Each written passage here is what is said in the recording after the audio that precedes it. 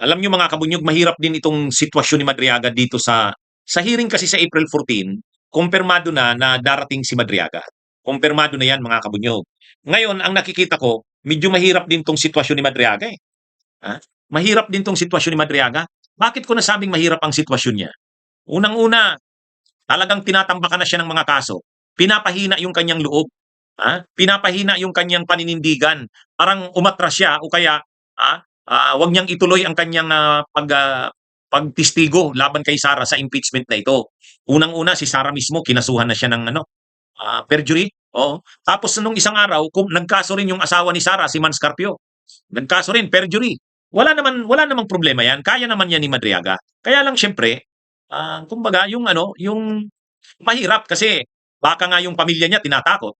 Baka yung pamilya niya tinatakot. Baka pinipressure yung pamilya na sabihan si Madriaga na wag na itong ituloy ang pagtistigo laban kay Sara. Ano yun? Sa tingin ko, totoo yan. Ano yan? Hindi malayong ginagawa yan. Ang pressure dito kay Madriaga, una, pressure sa kanya. Kaya yung mga kaso sa kanya na sinasampa nila Sara, nila Man Scarpio, yung asawa ni Sara, nagkaso ng perjury kay Man Scarpio. Hindi naman yan uubra. Kaya lang, pang ano lang yan, kumbaga pang pressure para panghinaan si Madriaga.